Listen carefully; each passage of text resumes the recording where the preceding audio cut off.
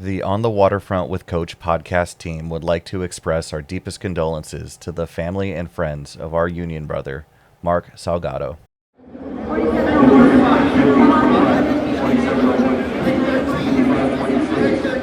right, everybody, welcome to the show. You're listening to On the Waterfront with Coach. I'm Marina Hernandez, here with my dad. I'm Coach.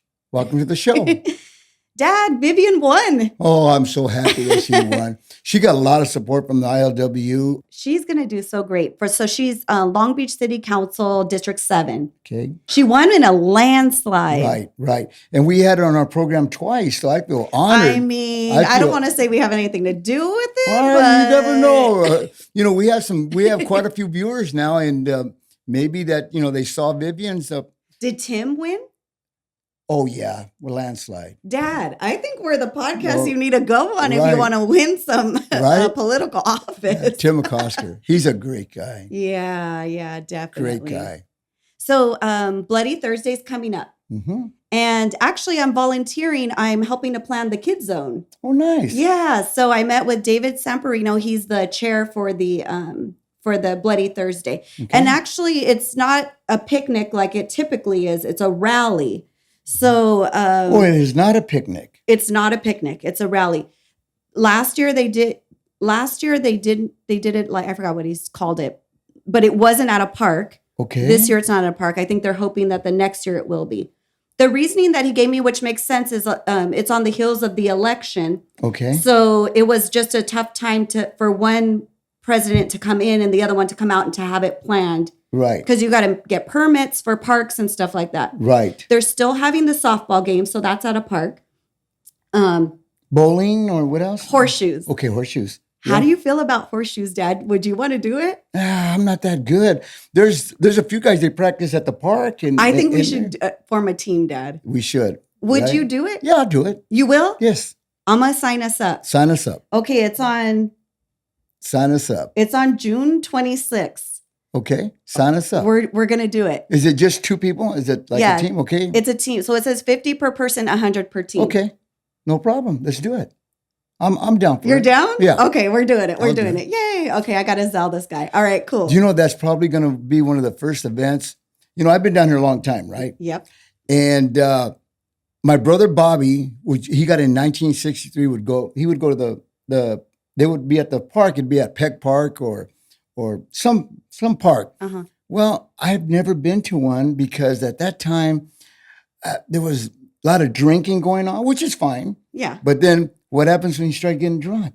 Well, you start getting a little rowdy. What happens then? Then it ends up in fights. There used to be fights all the time. But it's a whole different situation now.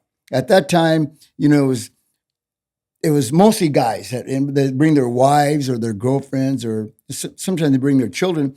But now we've got a different, a variety of different people. Yeah. A lot of women that are down here that really keep it calm. I think they keep it calm. Yeah, it sounded like in talking to David that things were have been very positive. Like you're saying, a change. There are still some people that get a little rowdy here and there, but yeah, it doesn't sound like it's. No, it's not. It's completely different now. It's completely different. Now, you have an article that you were going to talk about. I'm just saying, so this year's it says ILW 16th annual blood run. So they're going to have some low riders that are going to be at a park, Roosevelt Cemetery in Gardena. That's where the guys that got killed are buried. Oh, okay. So there's two guys in 1934 from Wilmington that got killed down there. That I do know. Yeah. So it says in 1934, as part of the 1934 strike, Dickie Parker and John Knudsen were two that were killed. Yes. Killed to defend your job. Right. That's wild. That's. So I'm glad that that's the whole thing of Bloody Thursday. Right. It's to honor, remember that. Yeah. We have soldiers that go out there to protect the whole nation, and here's two guys that lost their life to protect the Union. So it's very important. I think a lot of, I have my notes here in my hand because it started in San Francisco. The strike started in San Francisco. Yes. Two men there lost their lives, Howard Sperry and Nick Bordeaux. I hope I'm saying that correctly. They were murdered there, killed there. And then we have our two brothers that were killed here. Right. So I'm glad that we're honoring and remembering Right. the long-standing tradition. Right. We've got to keep that. Mhm. We've got to, this union, what it stood for. And, people lost their lives to keep this union. And it's up to us, everybody here, to keep the union strong. Yeah. On the show, we have Jeremiah Yescas. Jeremiah, I've known since elementary school.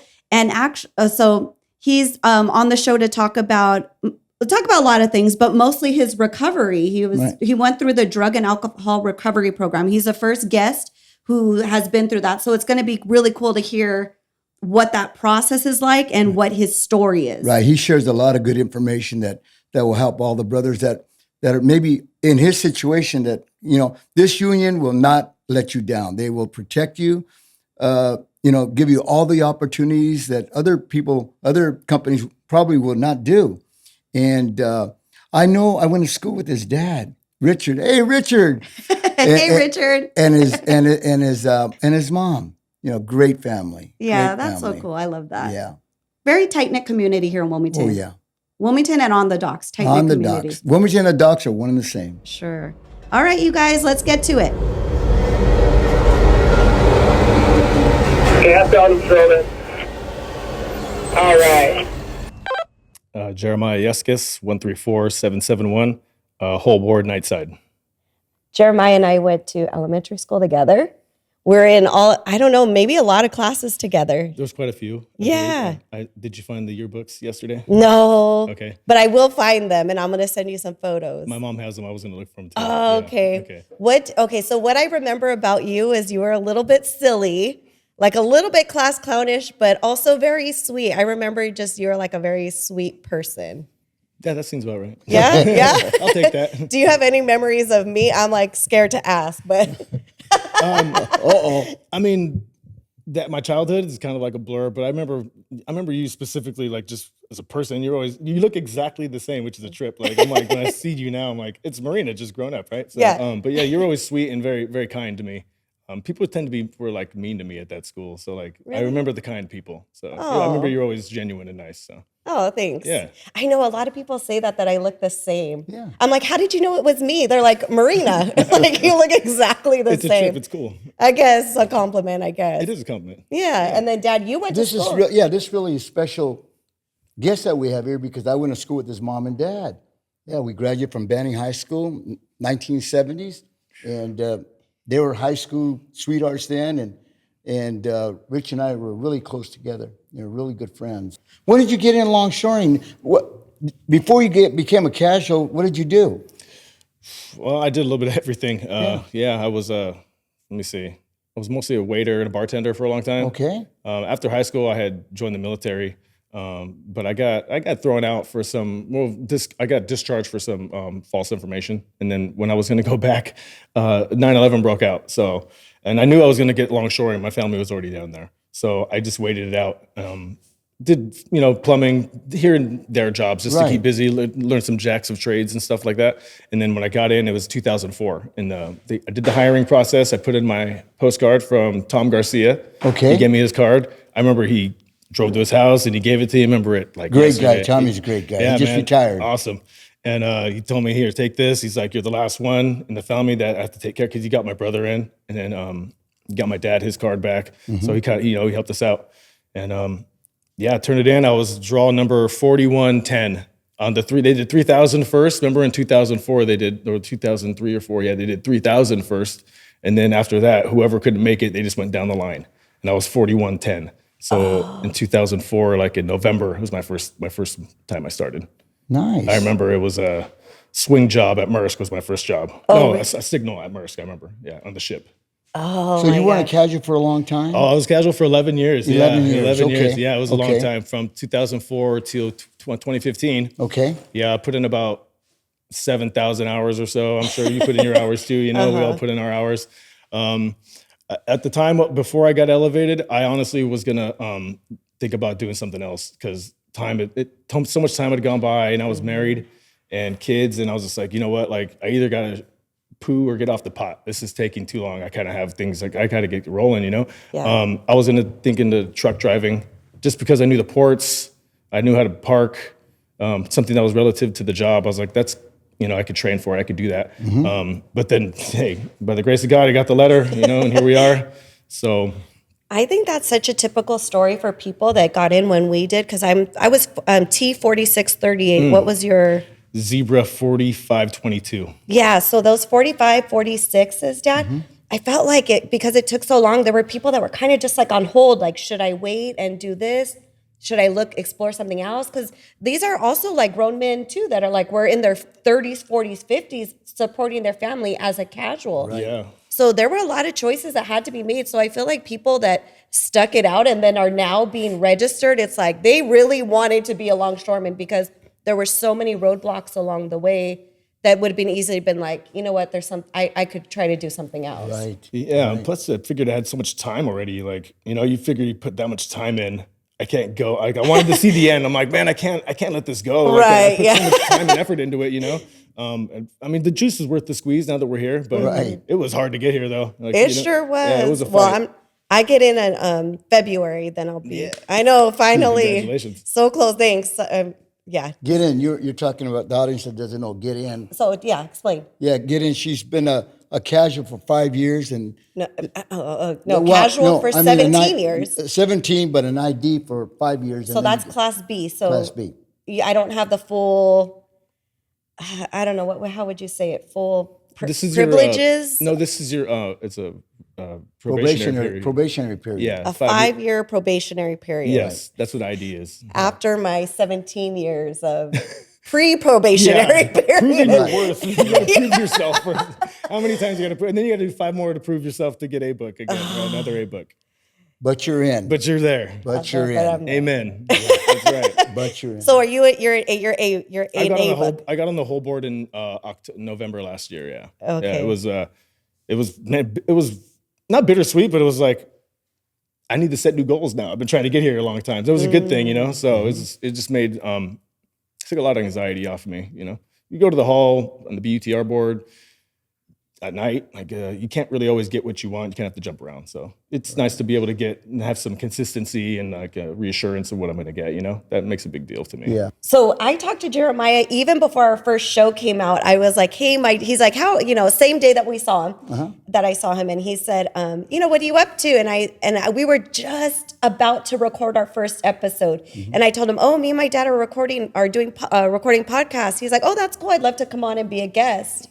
And I was like, okay, cool. And at that time, we still hadn't really recorded one. So now here we are. I think we're like maybe 20 episodes in. Right. So I'm glad that we made it happen. Thank you for the opportunity.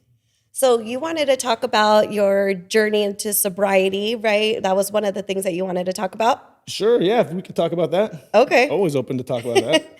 All right, go ahead. What would you like to know? What would you like to start off at? Down here on the waterfront? Right, so you were involved with Jackie Cummings. How did that work? So, when I realized I had to seek some help for alcoholism and addiction, I went to Tamiko at the time.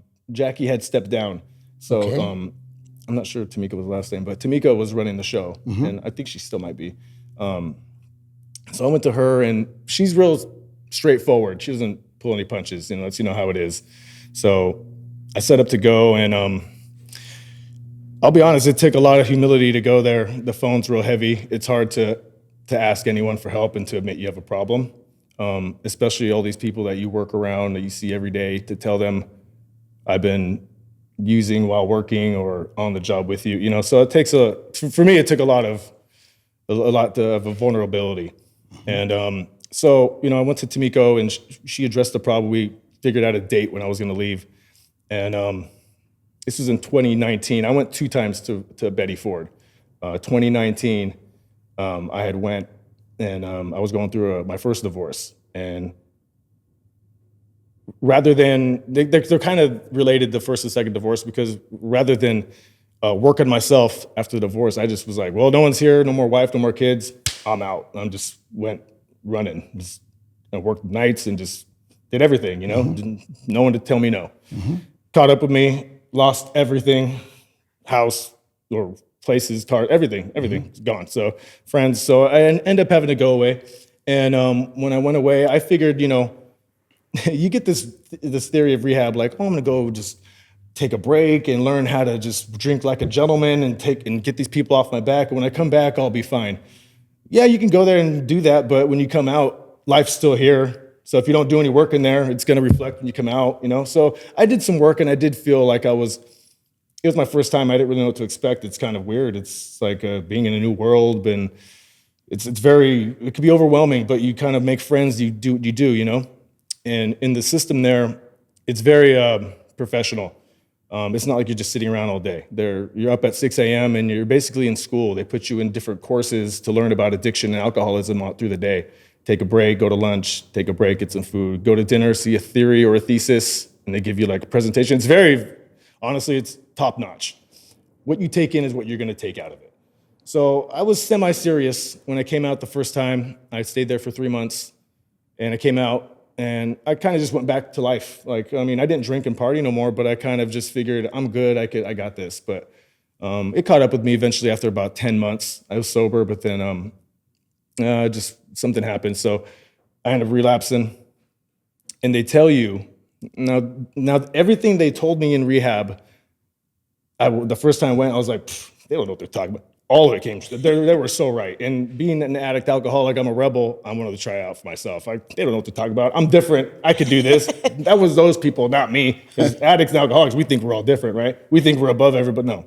So I tried to get back out there and drink and party. And they said, when you go back out after relapse, it comes back harder. You're gonna go even harder because your tolerance is built up. You're gonna continue where you left off. You don't start off with low tolerance again, you get right back up to where you were. And that's absolutely true. My tolerance skyrocketed. I was doing a lot of drugs and drinking a lot heavily on the job, doing things I shouldn't be doing.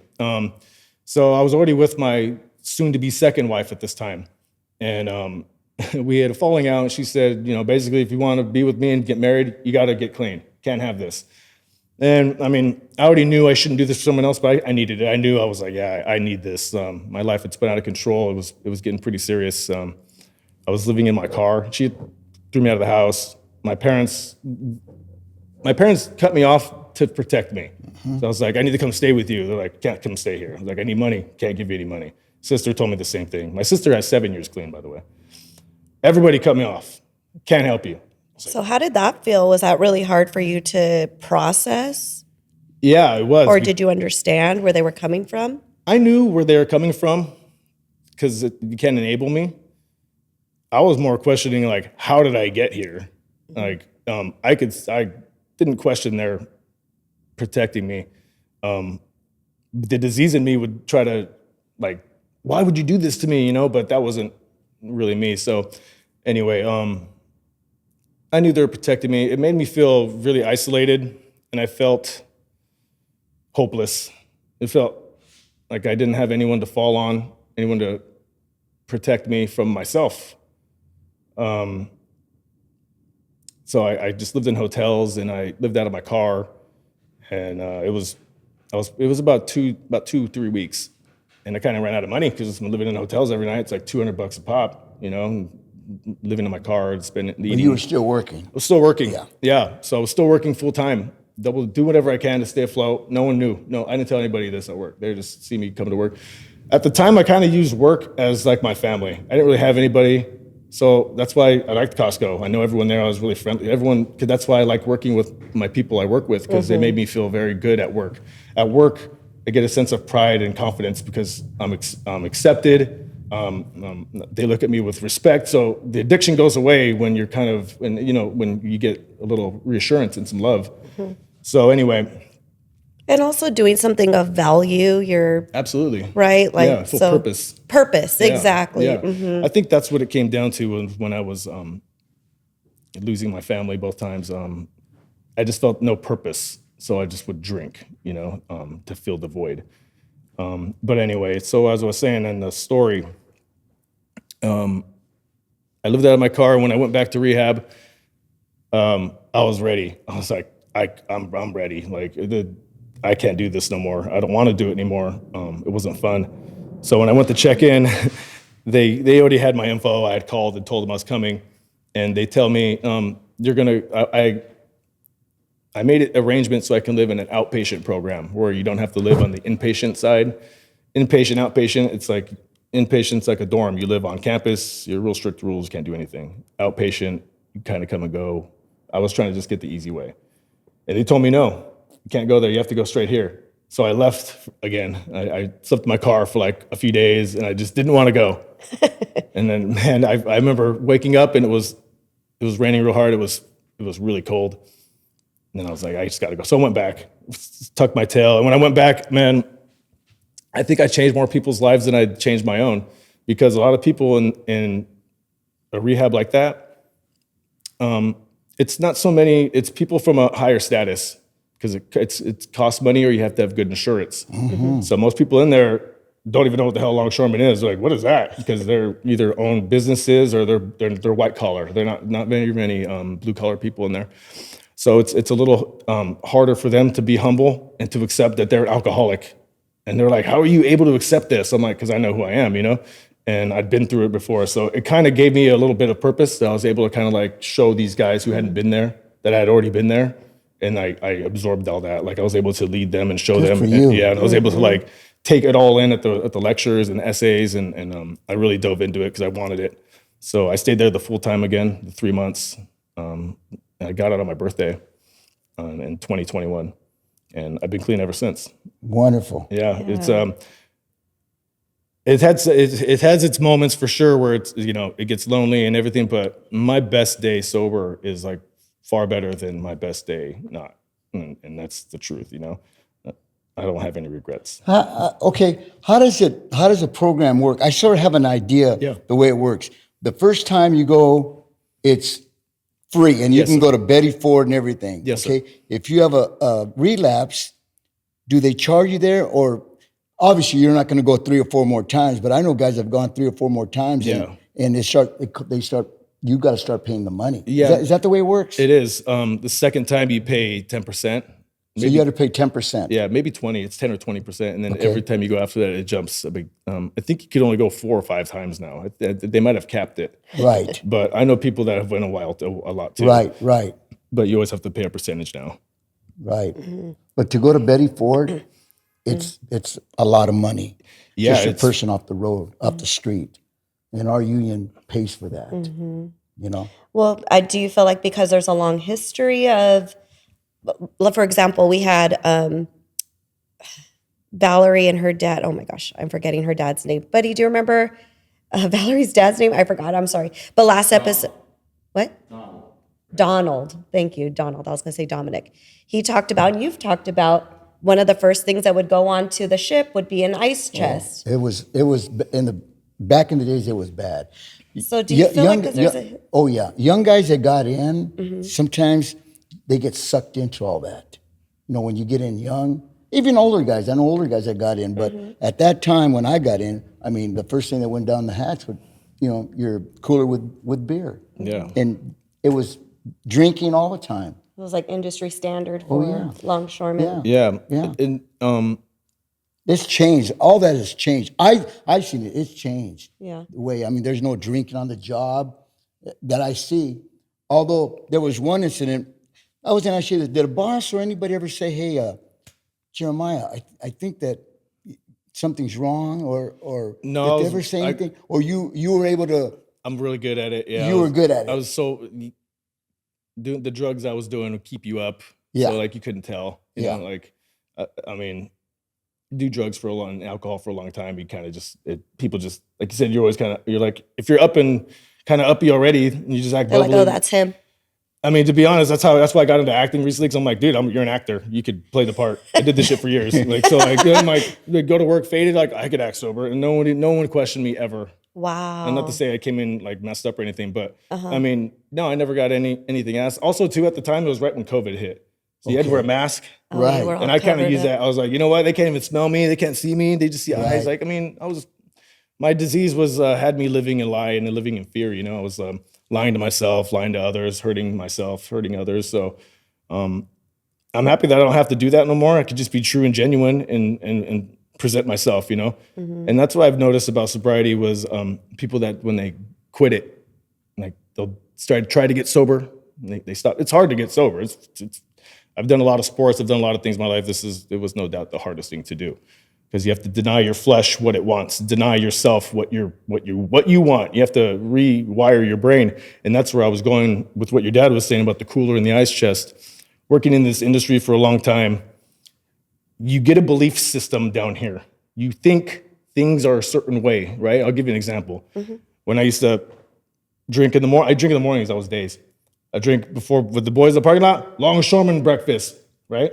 It's a theory. Why? Because we think we can, right? Like, so it's a belief system. I grew up in this industry. You think you can drink before work. You think you can do this. Dude, who in the right mind drinks before work? Who drinks in the parking lot on their job? Who drinks on the ship or what? You know what I mean? Like, these are things we do that we see acceptable because we've seen it just done for so long down here. So that's a belief system. So I had to shatter that. I had to look at myself in the mirror and be like, no, that is not the way. You're not supposed to do that. That's wrong. And not to say I don't know right and wrong, but when you live somewhere like that for so long, you think it's right. Does that make sense? That makes sense. Yeah. So I had to shatter all that. It's Yeah, that theory's gone now. I mean, I don't see anybody. Once in a while, you see somebody come thing, and then I had to confront one guy. He came in, I can smell it, right? Yeah. And I said, hey, listen, I'm not going to take your ticket. You're going to have to call a REAP. Oh, man, I go, no, I'm not going to take your ticket. So just call yourself a REAP. Don't turn to and everything's going to be fine. But you got to seek help. I told him, you do have a problem right now. Yeah. And, he came back a few days later and said, thanks, coach, what you said. That's great. Have you had to have encounters like that a lot in the past, but before it changed, or was it just here a few between? Just a few in between now. Okay. Yeah. Not when I got in, it was bad. Yes. Yeah. Yes. I mean, this was Well, explain how was it? before, Yes. drink in the morning, drink at lunch, all the time. Everything was drinking. Yeah. That's how it was. That's how it was. That was the culture down there. That was the culture down there. Drinking. Go down there, you have fun, you drink with your friends and everything, but Was it also hard drugs that were some guys are taking hard drugs. Some. Yeah. There was a few heroin addicts down there. There was quite a few of them. And but alcohol was the one that was everybody was doing at that time. You go down with the fifth, you drink. Yeah. That's the belief system. See, you just believe everyone does it. So it's everybody does it. It's But fine. you don't think of the consequence that you can be hurting somebody. Did you ever go to a job where you thought, man, I shouldn't have been there because I wasn't like driving a trans or doing something like that, or a UTR, you're drunk or you fall asleep, or did you ever think of that? No. I didn't really operate machinery. I drove UTR here and there when I was an ID or when.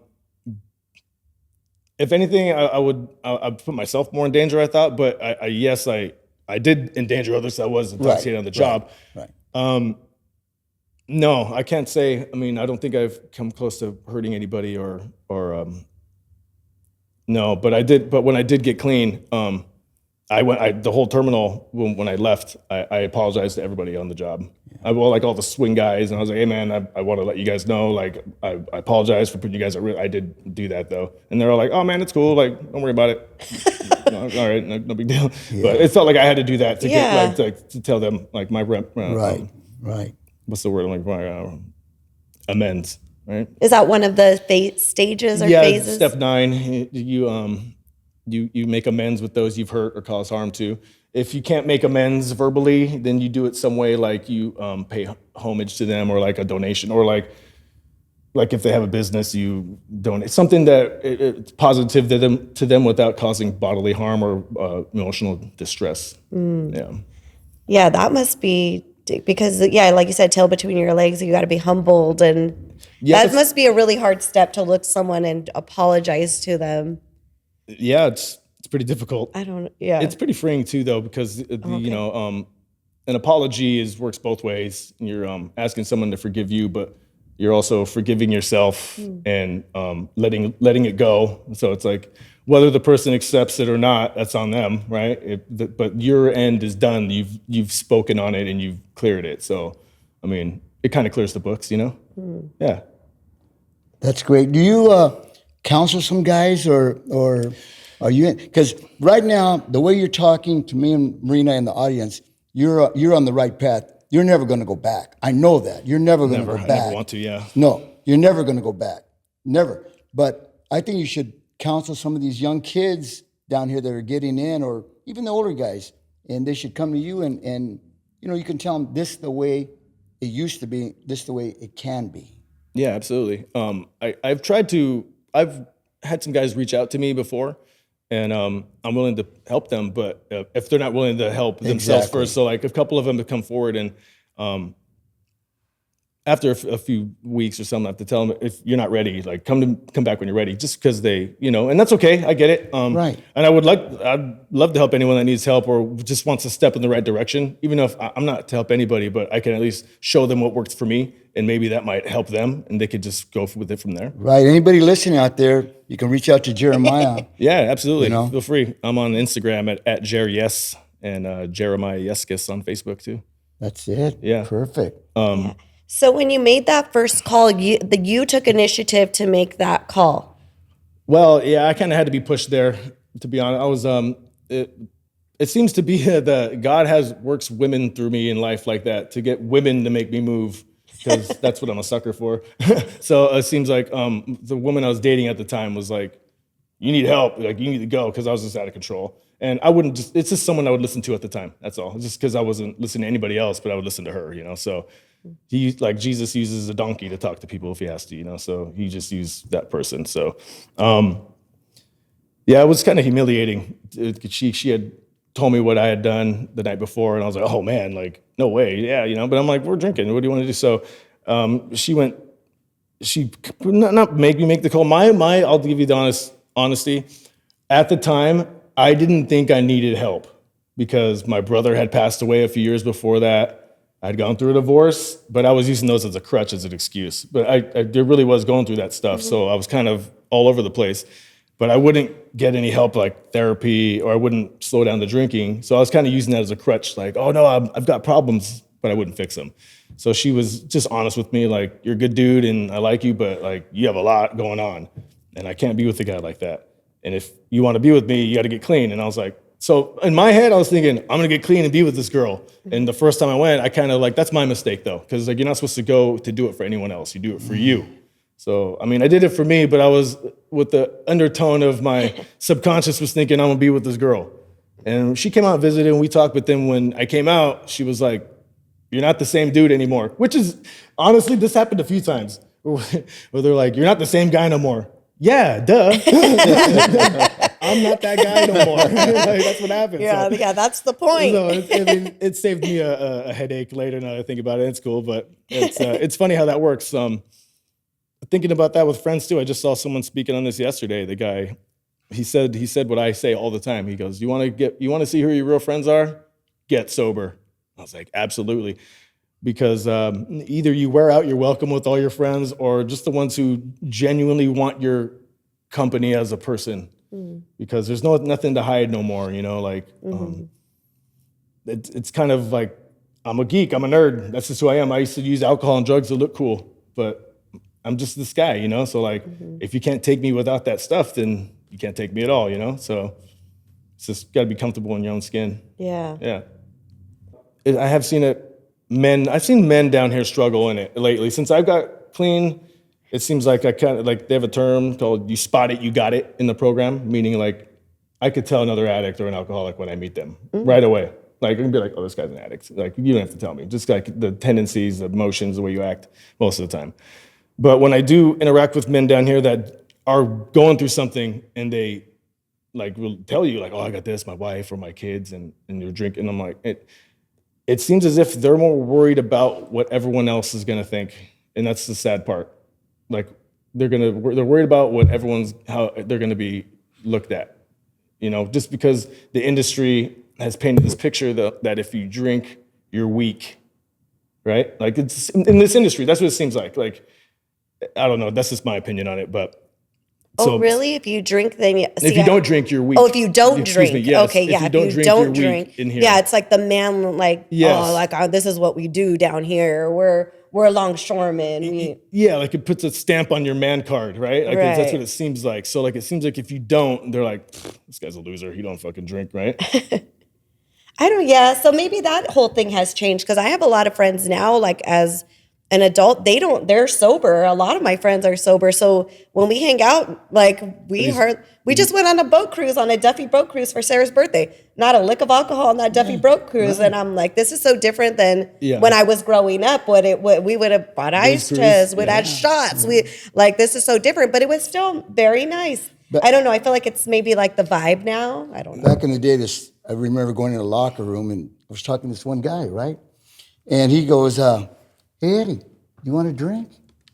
So I looked at him. He opens up his locker and he's mixing up his drink, right? And then I say, what do you have? And he looked at me and he slammed his locker. He goes, if you have to ask me what I have, you don't want to drink. In other words, it doesn't matter. It doesn't matter. Yeah, it doesn't matter. You should drink whatever I have. Exactly. So, but that's gone. Well, Dad, how did you stay sober and on the straight and narrow? Sports. Yeah. Because you were down here and you're how old were you when you started down here? 26. And you look like you take care of your health too. Well, I try to. Yeah, you look, it's like most guys let themselves go overage. So you look like you're still capable. That's good. I can see it. I mean, that's true. I drank a little bit, but not overboard and stuff like that. Yeah. I wouldn't stay there and drink, in the parking lot or anything. I would just have a beer and that would be it. One beer. I knew my limit. There's nothing wrong with that either. There's nothing wrong with that. Yeah. Just to have a limit and that's it. But I've seen a lot of guys, succumb to that kind of stuff. Mm-hmm. Yeah. We worked bananas, and at lunchtime, the parking lot full of cans of beer, everything. Yeah. It was just normal, huh? Yeah, it was normal. It was normal. Yeah. But now you don't see that. At least I don't see in the parking lot. I mean, is it there? Not as much. Certain places, it just certain depends. Places, right? And certain workers. Let's put it that way. Yeah. I know the guys that the lashers always get it, But because also you're working. I mean, I even had a beer after I lashed 4 hours, and I was like, I came out I think because my adrenaline was pumping so hard, and they were drinking beer. I was like, I'll take one because I need my nerve. I don't know. I was just so hyped up. So but I had you're a right. beer The lashers, when they come down, they're working hard they're in the gym for 2 hours, 2.5 hours. Mm-hmm. They're coming down. Hey, swig a beer. Yeah. Yeah. I'm not gonna, I'll still look at them sometimes. I'll be like, oh man, but I play the tape through. I know how do you? Because we're down here. So how do you navigate through that? Well, in order to get over drinking, I had to stop identifying with it. So I don't identify with alcohol no more. So meaning, it's not something that's going to get me because it's something I don't desire. So once I took the desire away, there's no identification that can make it's not gonna be like, well, it's a hot day, or I had a hard day, or this girl broke up with me, or none of that's gonna make me do that. So I just, like I said, play the tape through. There's certain things they teach you, play the tape through, meaning where you'll go with it. So basically you just visualize, if I drink that beer, what'll happen? You're like, I'll go this, I'll do that, and I'll be like, oh, I can't do it. Yeah. Or play the tape through your past, because drinking always looks good. I'm not gonna lie.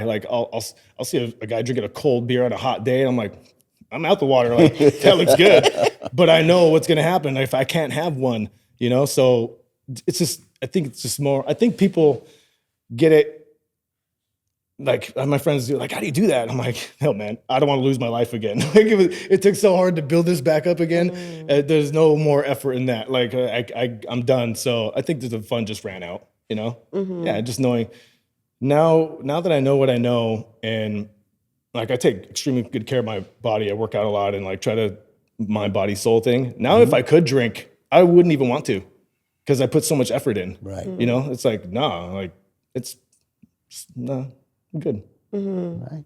Well, thank God for the union, allowing, to pay for these guys and girls, to Amen. To, kick the habits. Mm-hmm. I guess there's other industries. I guess there's other industries that, hey, if they get you one time, you're gone from this. This industry will tolerate you up to a certain point. Yeah. 2 or 3 times, and you're gonna have to pay for it yourself. But it is showing care for their. They care for the guys. Yeah, they care.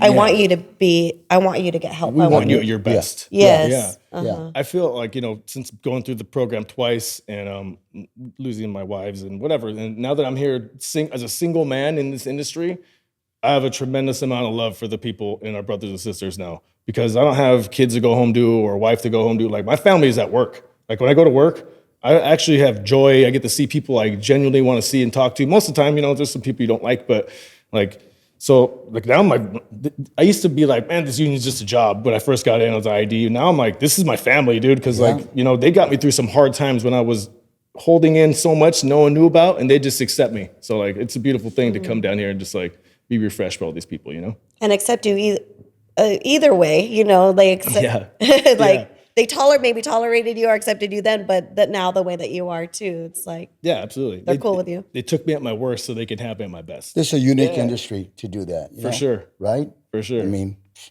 what other industries would do that? None. Yeah. I'm proud of you. Oh, thanks. Really, I'm proud of you. I'm sure your mom and dad are proud of you.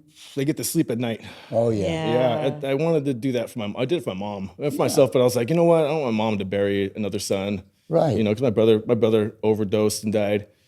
That's what opened my eyes. Yeah. I didn't know I had a problem until he passed. Right. I was like, just thought this is how guys live. Like, that we just party and we just do this and that. And I'm like, no, he had a problem? Like, I mean, I have a problem? Like, because, I guess I do, so. Yeah, I do remember your dad sharing that with me and stuff like that. He took it pretty hard. Yeah. So, but I'm sure right now he's really proud of you. I know he is. Thank you. I know he is. Well, thanks for sharing that. Well, thank you for letting me. It was quite the experience here. I love it. It's nice. Yeah. I mean, that was, you really opened up. I really appreciate that. I think it's important for people to hear down here for sure.